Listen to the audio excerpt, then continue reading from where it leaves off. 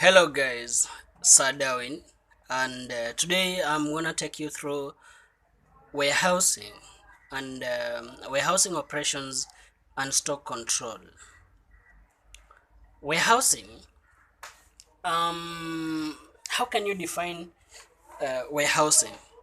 Warehousing is considered to be an element of logistics, and logistics is defined in different, or what we can say, in various ways. And different scholars have defined warehousing. The first one says that warehousing is the timely preposition of resources in the right form and in the right cost. Sorry, not warehousing, but logistics. He says that logistics is the timely repositioning of resources in the right form and in the right cost. Another definition of logistics is that it's the management of all activities which facilitate movement and the coordination of supply and demand in the creation of time and place utility. Then there's a third definition which says that logistics is the efficient movement of raw materials from the sources of supply to the beginning of the production line and the movement of finished products from the end of production line to the consumer. So, um, if we look at different activities that include or that are included in logistics, will be one of them is freight consolidation and transport. And now when you're talking about transport, you need to talk about different modes of transport, like for example road transport, we have rail transport, we have sea transport, air transport, and all those. Then another element of logistics is warehousing, which is the storage of goods either in an enclosed space or even an open space. We have material handling, and when you talk about material handling, this is how you can handle the materials. For example, retrieving the materials from the warehouses, or taking the materials to the warehouses, or you can talk about carrying out other activities like stock taking, checking, and all those. Receiving of the materials, all those activities fall under material handling. We have packaging and packing of the materials. When you are to deliver consignment to a client, you have to go per the specifications that you have been given, and the packaging is one of the specifications. That's why you'll find that we have different packages, either in terms of weight, either in terms of materials that are used to package. You are asked to package in containers, you're asked to package in bags or sacks, you're asked to package in small quantities like 500 grams, 5 grams, such like. Those are different packages or that are there. We have order processing, a point whereby a customer's made an order. How do you process that order up to the point where the product that was ordered will be delivered to the right client? Then we have market forecasting and consumer services. All those are activities that happen in logistics. Now, logistics is the broader uh, terminology that has warehousing in it. We have under the activities, we have classified warehousing as part of the activity that happens in logistics. Now, when you're talking about warehousing, we need to understand this warehousing in detail in itself. What's warehousing? Warehousing refers to activities involving storage of goods on a large scale in a very systematic and orderly manner, and making them available conveniently when needed. We will, as we are moving on, we are going to look at the uh, reasons or importance of warehousing. But here, remember the words we have spoken about: storage of goods, which is the main one. Storage means that you are holding goods that do not have an immediate use. So you need to hold these goods, and there are different reasons for holding goods. One of them is, which is the main one, is they do not have immediate use. Another one is for you to, fulfill the legal requirements. For example, when you are importing goods, you need to pay your duties, inspection has to be done and such like. So you need to hold those goods. Maybe you are buying in large scales, like for example, if you are in a manufacturing industry, you are buying raw materials. You cannot be receiving materials from suppliers and directly taking those materials to the to operations. No, you need to hold enough stores so that whenever these materials are needed, they are readily available in your storage facilities.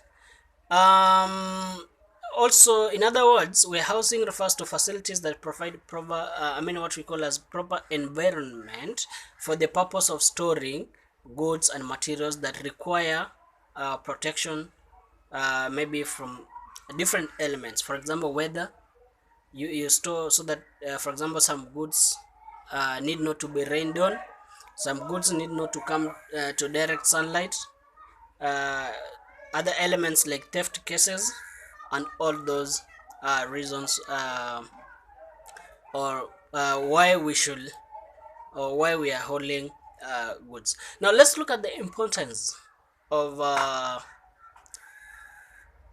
holding the goods, or importance of warehousing. Why is it important to hold goods? Because we have said that holding goods, warehousing is the activity of holding goods or storing goods. Why do we need to store these goods? The first main reason is we need to store these goods, let's say for example, for handling them. Handling in terms of when you have finished producing your goods. Let's assume the goods have been going through the production process, and you have turned the raw materials into a finished goods, or into finished goods. uh Definitely you will need to start, for example, packing or repackaging those goods into different units. For example, into a dozen, or into different quantities, like for example, 10 kg, 1 kg, and such like, 50 kg, 25 kg, and all those. So what it means that for all those activities to be taken, we must take those goods in bulk into a warehouse where all those activities will take place. Even if we are not going to pack those goods into small packages, they may have been packed from the, let's say for example, from the production department, then we need to ensure that these products, other facilities like inspection, are going to take place. We need to ensure that these goods have been labeled well, and such like. Those activities will take place. Another one is about documentation. Before you release goods to go out to the organization, you must ensure that you have the right documentation of these goods. So as you are preparing the right documentation, for example, and when you are importing goods, you need to ensure that you clear with the documentation purposes, you have the right documents and all those. If you are importing vehicles, you have paid the required duty, and you have been given the certificate, and your goods have been certified, ascertained by KEBS, and they have been certified to be in the right quality, and in good manner to be consumed by, let's say, the locals or people to be traded within the country. Then now it's when you are going to take your goods from the stores, and they will be ready for either transportation or for trading. But when you are carrying out all those documentation processes to ensure that you have the right documents, then you need to have a store or a space where you are going to hold those goods. Another importance of holding the goods or warehousing is for distribution purposes. You will find that you cannot build a factory in every place or in every country. So the simple way is that if you have your factory located in a certain strategic area, the easiest way to take out your products, or easiest way your products are going to reach the consumers, is to take these goods in bulk to near or yeah near to your customers. Then in your customers you can build a godown or a warehouse where you will hold those goods in bulky, and now the consumers can easily access those goods uh, without effectively or without any difficulties. And that's how you are going to ensure that you are promoting what we call customer satisfaction, by ensuring that your goods are readily available in the local market. That's by taking the goods in bulk near your consumers, and now your consumers or your customers can easily access those goods. Then we have other reasons like weighing and measuring. For example, after producing your goods, you need to ensure that you have the right, or the goods are packed in the right quantity. You have to weigh the goods. So the goods will have to be in stores where we have the weighing and measuring facilities. They are found in the warehouses. Then from there, we can be able to determine and ascertain that these goods have been packed in the right, they have the right weight. Inspection and verification, we have said that for the verifiers or for the inspectors to come and inspect your goods, you will need to have your goods in your warehouses. The goods that they are going to find in your warehouses, they are the ones that they are going to inspect. Of course, the inspectors will not come to the production area to inspect, because uh, production area is operated by experts. So the best way for the inspectors is to find the ready produced goods, then inspect those goods if they conform with the requirements that have been put in place. Repacking, we'll say that customer satisfaction, you have to put your warehouses so that whenever the goods, for example, like a wholesaler, he buys in bulk. The bulk goods are taken to the warehouse so that whenever the consumers or the customers are going, or for example the retailer customers are going to buy from the wholesaler will not go to the factory to buy so that he can deliver to the retailer. No, he goes to his warehouse or store, picks the goods and delivers the goods to the customer immediately. That's what we call about customer satisfaction. We have talked about customs clearance. For example, when you're importing or exporting your goods, you need to clear with the a taxman. So which means that you have to hold those goods for the taxman to verify that the tax that you are paying is worthy the goods that you are exporting. Then we have consolidation, that is part of that, and many other reasons or importance or benefits that we do get from holding the goods. Now we have different types of warehouses. The first one is what we call private warehouses. A private warehouse is a warehouse that is owned and managed by an organization itself. You will find that a farmer who is farming for business, I'm talking a farmer who has let's say large acres of land, and maybe is for example planting things like maize. You'll find that this farmer, in his farm or next to his farm, he has his granary, whereby after harvesting the maize, he will hold the produce in the granary. Manufacturing companies, a company like a cement company, a company that is producing cement, must have a storage space, and in fact two types of storage space, one for holding the raw materials and another one for holding the finished goods, and even there can be more for holding other supportive goods. But now that's why you see that these warehouses, private warehouses, are privately owned and managed by the private company. I mean by the companies themselves. then you find that most manufacturing companies have their own warehouses, and these warehouses are built next to the production department. You cannot have a factory that is producing a lot of goods, then you are building your warehouse 100 yards or even many miles from the factory. No, these warehouses are built next to the production department or the factories, whereby after production the goods are moved direct.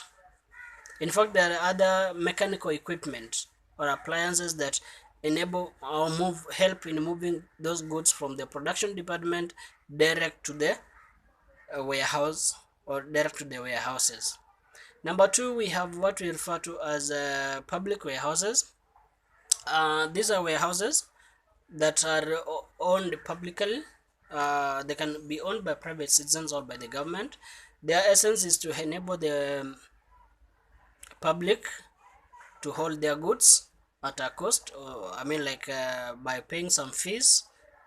And you'll find that for these public warehouses, you'll find that the people who use these public warehouses do not like require the warehouses activities on a daily basis. That's why they do not prefer building their own warehouses, but whenever a need arises, they are or they go to these public warehouses to rent that space for holding their goods.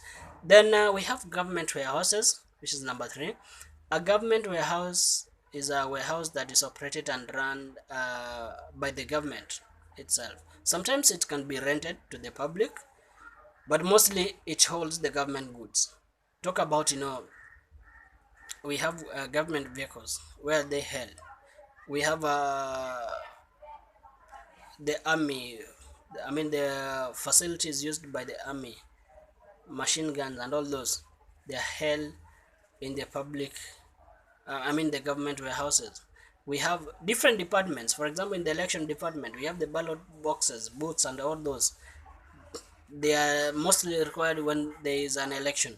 So all this period when we do not have election, where do we, hold those goods? We hold those goods in the government warehouses. And every department that uses goods, because the warehouses do not hold services, they hold goods. So every department that, or every government that hold goods, those goods will be held or kept in a government warehouses. Another type of warehouses we have is what we refer to as a bonded warehouses.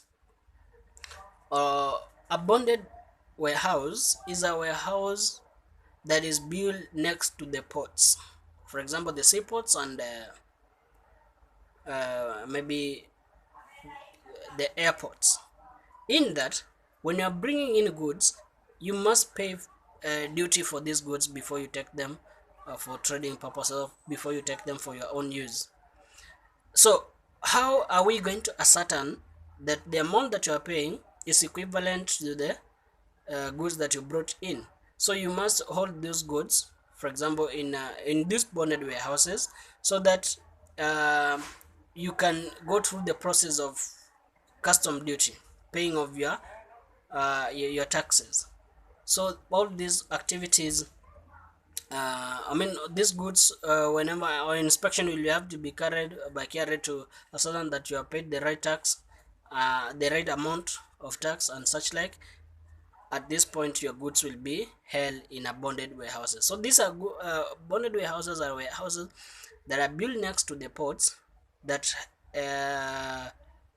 hold goods on behalf of the government, as it ensures that the goods have been paid for what's due, for example, like the duties and such like.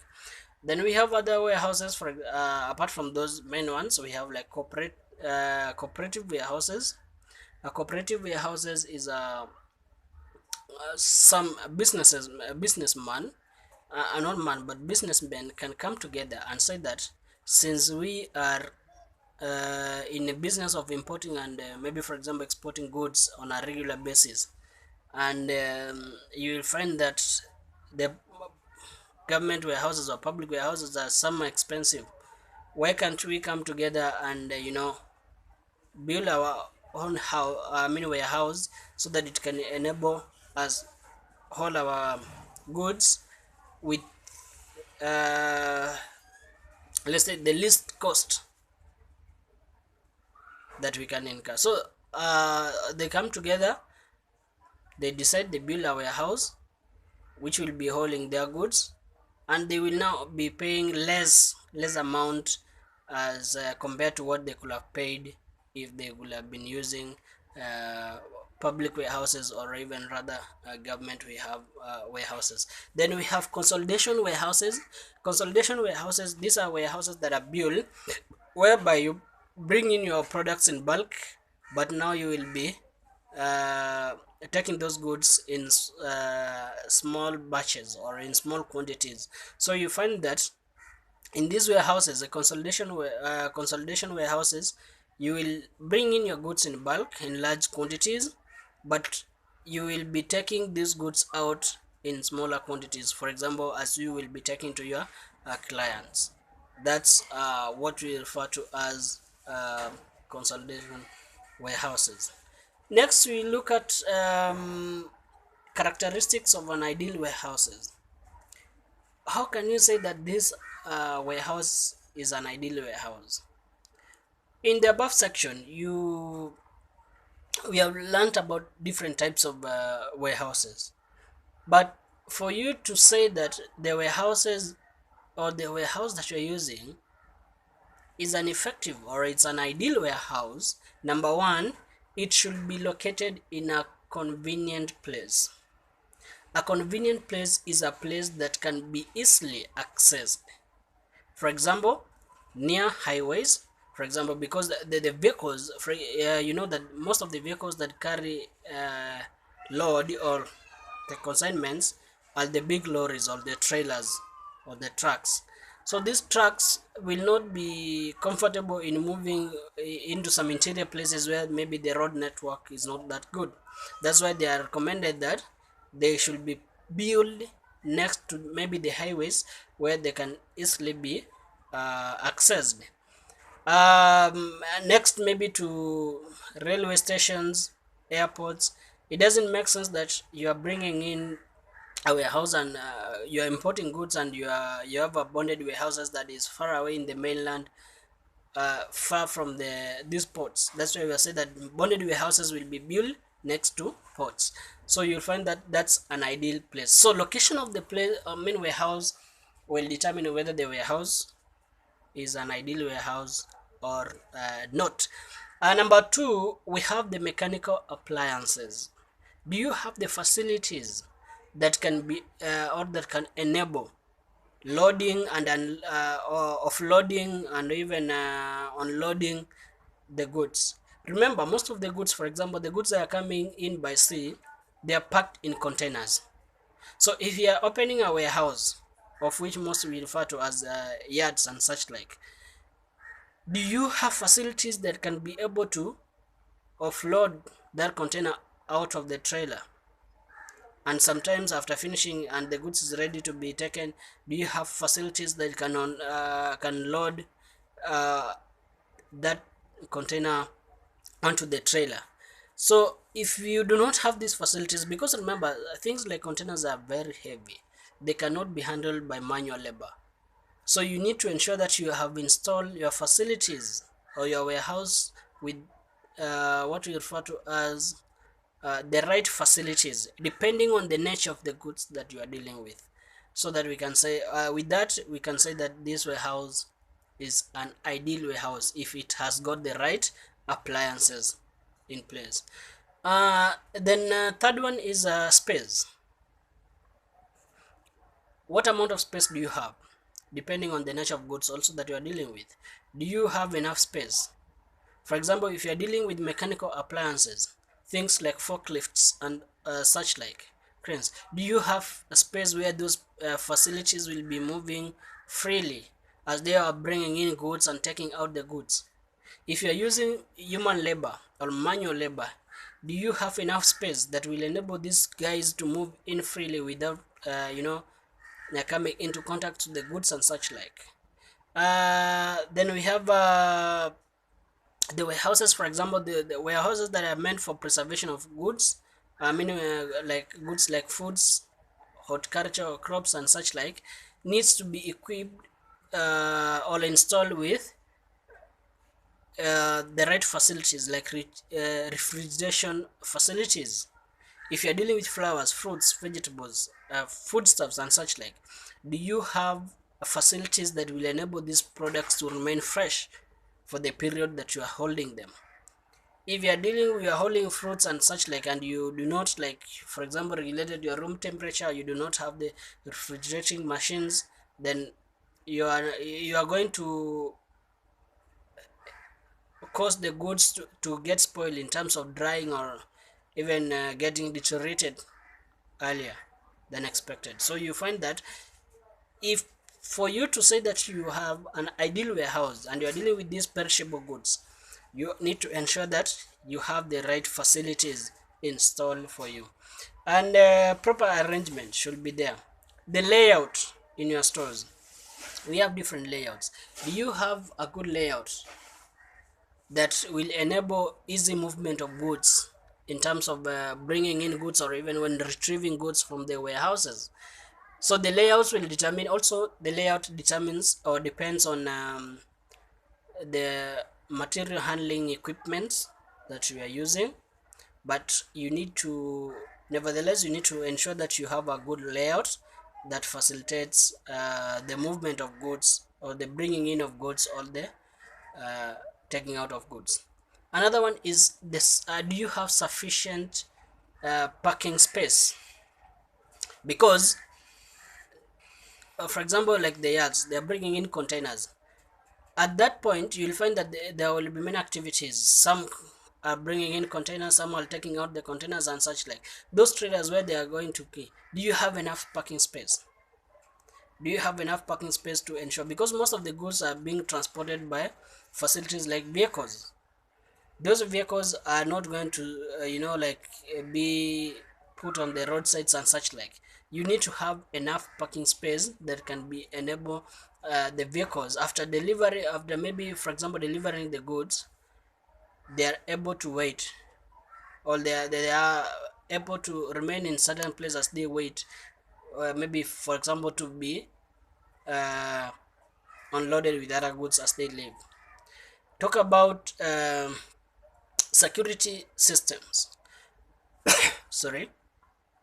How do you have security measures in a place to guarantee the safety of the goods? For example, do you have a perimeter wall? You can build a perimeter wall around the location. You can build a security fence. I mean an electric fence. You can install CCTV cameras. Ensure that you have enough security labor. For example, you have employed enough security personnel. You have what we call security measures, protocols, the protocols that have to be followed. For example, when accessing the warehouses and leaving the warehouses, you should not go in with bags and come out or with anything that you are not authorized to.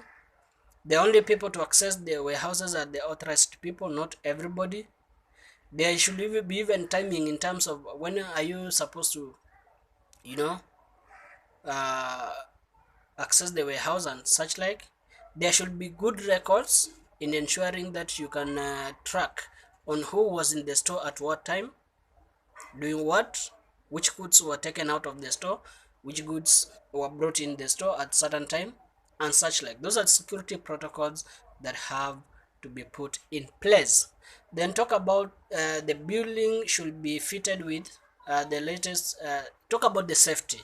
Now you should ensure that you have fitted your building with the latest firefighting equipments.